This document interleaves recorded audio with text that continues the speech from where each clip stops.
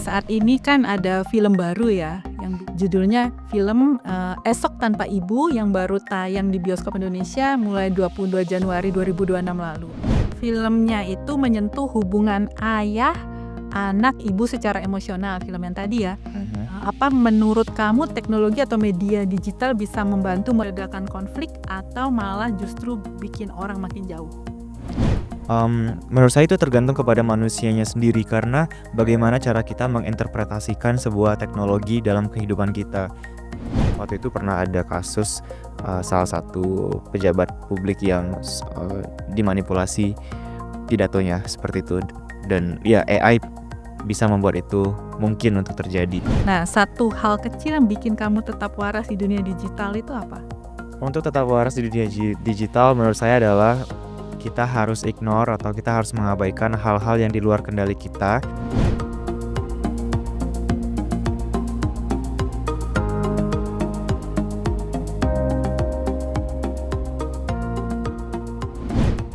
Salam elektro, semangat pagi! Pagi. Oke. Halo semuanya, welcome back di Suara Elektro Indonesia. Semoga yang lagi dengerin hari ini dalam kondisi sebaik-baiknya ya, atau setidaknya masih bertahan. Di episode kali ini kita mau ngobrol santai tentang sesuatu yang relate banget sama kehidupan kita sekarang. Kesehatan mental dan ekspresi kreatif digital. Karena jujur aja sekarang tuh banyak banget cara orang mengekspresikan perasaan. Mulai dari bikin video, nulis di notes HP, bikin meme, sampai playlist galau jam 2 pagi. Kadang kita nggak bilang aku capek, tapi kita upload sesuatu. Kadang nggak bilang aku butuh ditemani, tapi kita scroll. Nah, hari ini kita bakal ngobrol apakah ekspresi kreatif digital ini beneran bisa bantu kesehatan mental atau justru bikin tekanan baru. Obrolannya santai aja, nggak menggurui, nggak sok kuat. Anggap aja kita lagi nongkrong sambil curhat. Biar obrolan kita makin relate, hari ini kita ditemani sama perwakilan Gen Z yang hidup dan tumbuh bareng dunia digital. Langsung aja kita kenalan sama Mr. Randika Rianza, Sarjana Terapan Teknik. Halo semuanya, saya Randika, biasa dipanggil Dika. Salam kenal. Oke, Mas Dika. Langsung aja ya. Menurut kamu, kenapa isu kesehatan mental sekarang makin sering diobrolin, dibicarakan, terutama di kalangan Gen Z? Menurut saya karena sekarang informasi sudah sangat mudah diakses dan semua generasi muda, sebagian besar sudah terliterasi ya, terkait dengan kesehatan mental, dan semakin banyak orang-orang yang mulai aware seberapa penting sih sebenarnya kesehatan mental itu bagi hidup mereka. Oleh karena itu, generasi sekarang lebih peka saja untuk mengakses informasi mengenai kesehatan mental mereka. Oke, kalau kita coba deskripsikan di satu kata tentang kondisi mental generasi Z saat ini, menurut Mas apa ya? Satu kata yang mendeskripsikan kondisi mental generasi Z. Apa ya, kalau bagi saya sih, kuat. Wah, Mhm. keren keren. Tapi kalau lagi capek mental biasanya kamu ngapain sih? Kalau saya itu untuk stress release method-nya itu adalah berolahraga. Jadi selagi saya bisa berolahraga, mengeluarkan keringat, bagi saya sih itu merupakan cara terbaik untuk rilis stres saya. Oke. Tapi pernah nggak sih kerasa pengen curhat, tapi nggak tahu ke siapa? Pastinya semua orang pernah mengalami hal itu dan feeling lonely karena kita tidak mendapatkan validasi atau afirmasi dari orang yang kita inginkan. Pasti saya pernah mengalami hal itu, cuman saya memiliki cara sendiri untuk, memitigasinya. Nah, kalau kamu itu tipe ekspresi perasaannya lewat apa? Nulis, bikin video, gambar, atau malah meme? Mmm, saya itu untuk, self expression biasanya saya lebih suka upload story di sosial media saja dan just try to be myself, dan ya selagi emosi saya tersalurkan, bagi saya, itu sudah cukup sih. Jadi tidak menulis tapi lebih ke posting Instagram story seperti itu. Oke, posting. Itu bisa juga bikin konten ya, atau Iya, karya gitu. mhm. Tapi kenapa itu bisa bikin lega? Menurut saya karena emosi itu harus tersalurkan. Nah, ketika kita mampu menyalurkan, berbagai macam emosi, itu akan menimbulkan efek yang lega, kelegaan seperti itu. Jadi, nah, saya itu orangnya cuman beraninya untuk upload story karena itu hanya available dalam 24 jam saja, dan setelah itu hilang. Nah, saya lebih suka hal itu sih untuk melakukan, tadi. Ya, seperti itu. Jadi nggak ke-tracking, ke profiling ya? Yes, benar. Oke. Tapi pernah nggak bikin sesuatu cuma buat diri sendiri awalnya, tapi akhirnya diposting juga? Pasti pernah, cuma ingin menjadi diri sendiri dan, memberikan kepuasan untuk diri sendiri saja, cuman saya tidak terlalu overthinking, jika itu dilihat orang ya sudah, dan memang seperti itu kayak, apa, postingan-postingan mengenai progres saya olahraga, karena saya hobinya olahraga, jadi ya sudah, orang menikmatinya saja gitu. Oke. Nah, medsos itu lebih sering bikin kamu ngerasa ditemani atau malah capek? Sebenarnya sih kedua-duanya ya, karena ada 2 sisi dari sosial media yang, dapat saya rasakan. Yang pertama tadi, bisa memberikan efek, kelegaan, kepuasan, dan juga kesenangan bagi saya karena saya bisa mengekspresikan diri saya bisa menyalurkan hobi saya dan saya posting seperti itu, dan mendapatkan validasi dari, followers-followers saya, which is teman-teman saya. Namun juga sometimes itu memberikan, efek lelah karena too much screen time, kadang saya lupa waktu dan, merasa bosan, karena menghabiskan waktu terlalu banyak di dunia maya. Sementara waktu saya di dunia nyata berkurang produktivitasnya. Jadi sometimes saya juga merasa kelelahan terlalu banyak menghabiskan waktu di sosial media. Tapi itu kan tergantung karakter juga ya. Kalau Iya, benar. yang ekstrovert mungkin healing-nya malah, melalui exposure di media sosial ya. Mhm. Oke, oke. Kalau Mas mungkin bukan ekstrovert ya? Saya consider diri saya sebagai introvert, tapi yang bisa, apa, masih beranilah untuk, berbicara di depan umum dan tidak malu bertanya seperti itu. Cuman sebenarnya saya, untuk recharge energi itu masih, menyendiri. Jadi saya consider diri saya sebagai introvert sih. Oke, berarti energi sosialnya nggak terlalu tinggi ya? Iya, kadang draining kalau misalnya terlalu lama di ruang terbuka. Tapi pernah nggak merasa bandingin diri sama orang lain gara-gara sosmed? Of course itu pernah, karena namanya sosial media kita akan compare diri kita dengan orang lain di sosial media, dan kita akan mengikuti yang namanya standar di sosial media. Sometimes ketika saya melihat orang yang lebih, oke dari saya dari segala sisi ya, misal dari segi fisik, dari sisi, prestasi akademik, non akademik, dan lain sebagainya. Itu menimbulkan insecurity juga, tapi, saya harus cepat menyadari bahwa kita tidak boleh membandingkan diri kita dengan orang lain. Namun saya pernah mengalami hal itu dan feeling so much insecure. Mmm.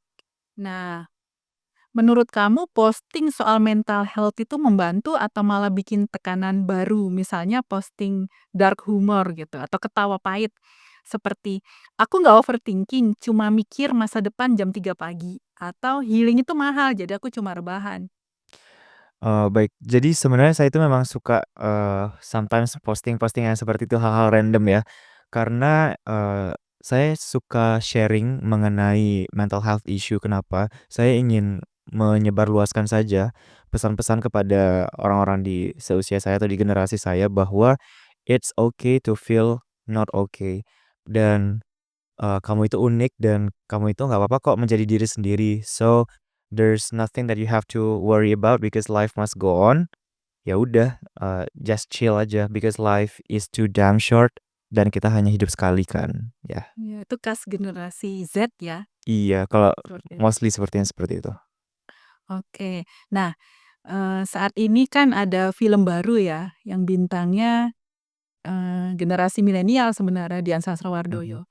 Judulnya film, Esok Tanpa Ibu yang baru tayang di bioskop Indonesia mulai 22 Januari 2026 lalu.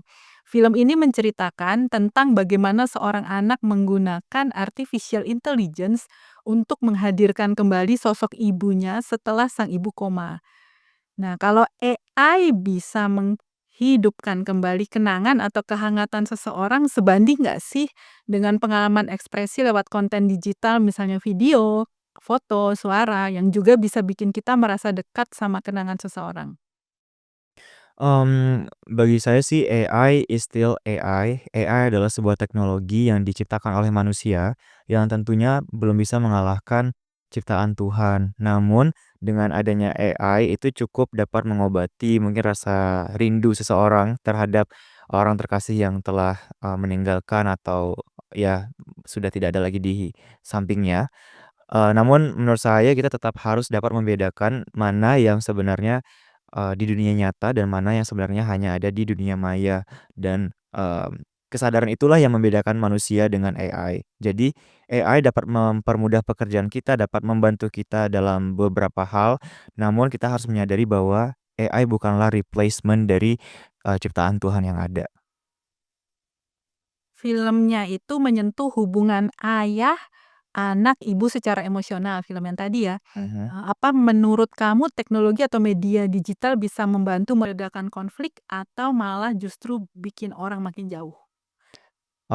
Menurut saya itu tergantung kepada manusianya sendiri karena bagaimana cara kita menginterpretasikan sebuah teknologi dalam kehidupan kita. Seperti yang saya katakan tadi, teknologi itu memiliki 2 sisi, itu ada kelebihan dan kekurangannya. Nah, jika kita memanfaatkan teknologi di, hal yang benar, maka itu dapat mempermudah pekerjaan kita dan membantu kita untuk memperbaiki konflik. Namun, jika kita menggunakan teknologi di, tempat yang salah, maka itu akan menjadi bumerang bagi kita, bahkan memperkeruh konflik yang telah ada tadi. Nah, hal ini bikin kita mikir ya. Jadi, apa batasan penggunaan teknologi atau yang sekarang ada AI untuk mengisi kekosongan emosional dalam hidup kita? Apakah itu sehat atau malah beresiko? Baik, kalau berbicara mengenai, kesehatan mental seperti itu atau kekosongan, menurut saya, tetap kita harus punya kesadaran penuh bahwa jika mengarah ke hal medis seperti itu, kita harus berkonsultasi kepada ahlinya. Karena kita tidak boleh melakukan self-diagnose melalui AI itu sendiri. Itu hal yang berbahaya. Pernah ada kasus di Amerika Serikat kalau saya tidak salah, ada orang yang sempat bunuh diri karena, dia curhatnya ke, eee chatbot, seperti itu. Nah, bisa saja nanti afirmasi yang diberikan atau jawaban yang diberikan oleh si AI ini, dapat mendukung, rencana orang tersebut untuk bunuh diri. Nah, hal ini yang kita harus hindari karena ketika kita merasa tertekan dan mentally unstable, kita tidak dapat berpikir jernih ketika ada afirmasi seperti itu, walaupun itu bukan berasal dari ahli, hanya AI, kita dapat menuruti, request atau, ya afirmasi dari si AI tadi. Jadi tetap saja untuk, medical purpose menurut saya tetap harus ke ahlinya. Kita masih di film Esok Tanpa Ibu. Kalau film ini menggambarkan pengalaman kesepian lewat AI, menurut Mas Dika itu bisa jadi cermin problem kesehatan mental generasi sekarang nggak sih? Seperti saat kita nunggu like, komen, atau validasi digital lainnya. Iya, ketika kita merasa, kekosongan atau kesepian seperti itu hal yang wajar karena manusia itu kan memang pada dasarnya makhluk sosial ya, butuh interaksi dengan manusia lainnya atau makhluk lainnya. Nah, itu hal yang sangat wajar. Namun ketika kita sudah haus akan validasi yang merupakan efek dari tadi, sosial media dan teknologi tadi, menurut saya itu adalah potensi untuk, mengarah kepada, ketidakstabilan mental. Karena kalau kita terlalu terpaku kepada atensi tadi, itu akan mempengaruhi keberlangsungan hidup kita atau kegiatan kita dalam keseharian. Ya, seperti itu. Oke. Lalu versi self-care kamu yang paling realistis apa? Seperti yang saya sudah katakan sebelumnya, kalau stress release method saya itu adalah berolahraga. Jadi self-care saya itu yang paling terbaik ya saya melakukan olahraga, aktivitas fisik seperti ke gym, saya main badminton, saya renang, seperti itu. Dan di samping melakukan aktivitas fisik, saya juga, suka makan makanan sehat dan dengan makan makanan yang bergizi, itu menurut saya merupakan cara untuk melakukan self-care karena tubuh saya terawat.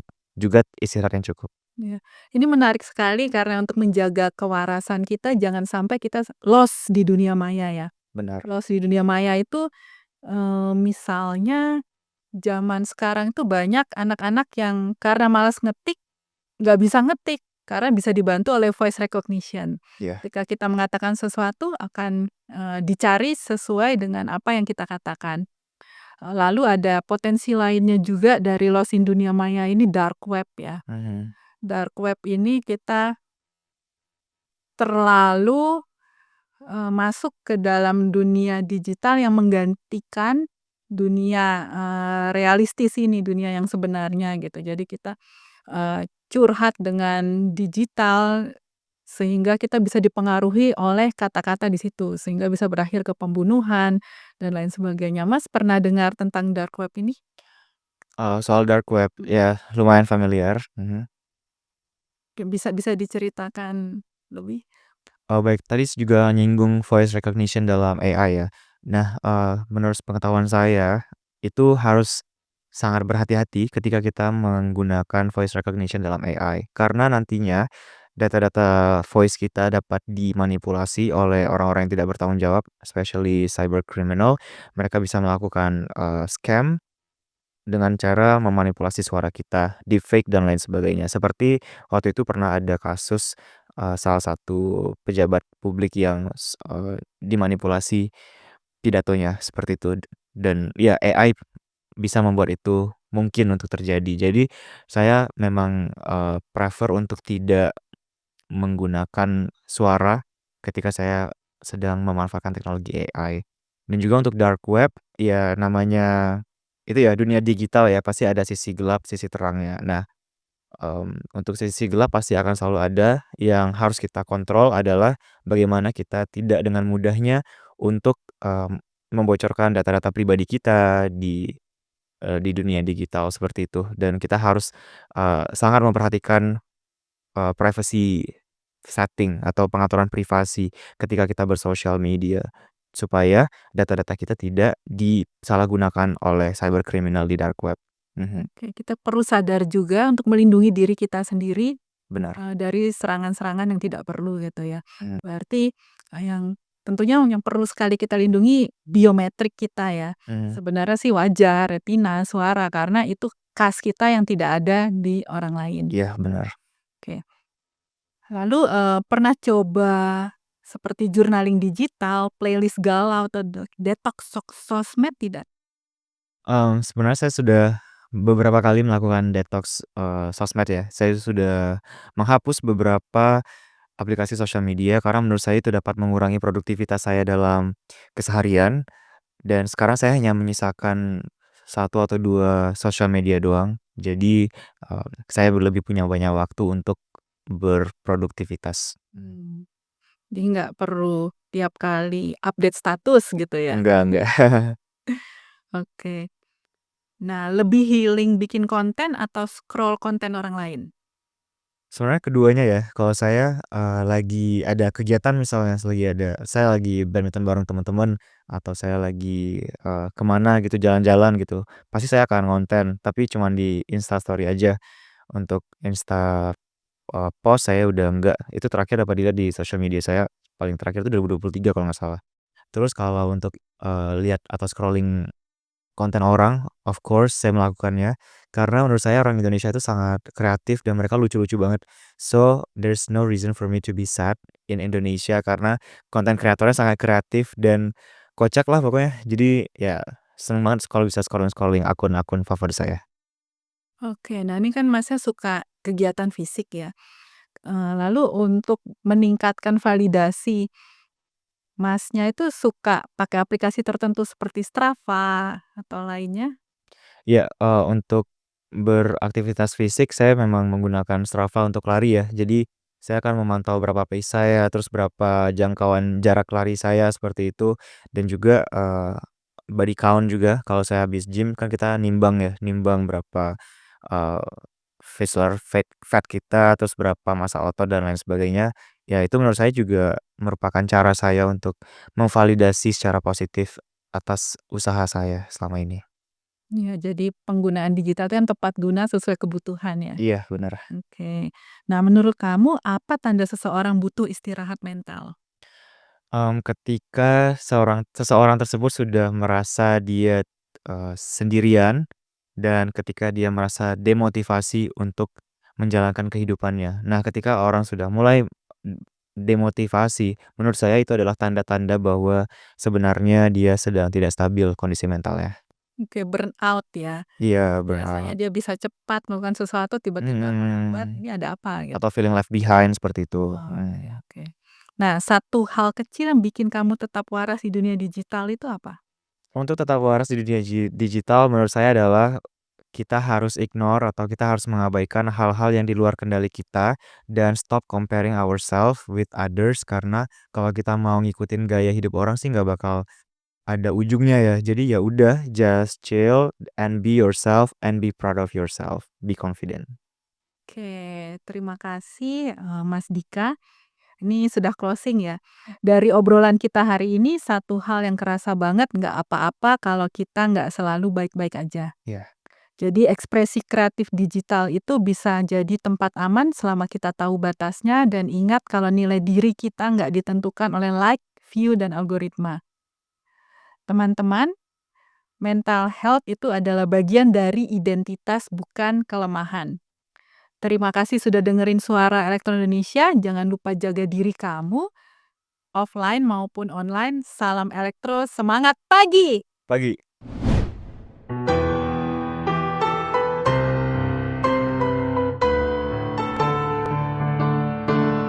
Insinyur Indonesia senantiasa menjunjung tinggi integritasnya, bekerja sungguh-sungguh dengan semangat, profesionalismenya, utamakan keluhuran budi, amalkan ilmu dengan kompetensi, berikan yang terbaik, selalu yang terbaik sebagai karya baktimu.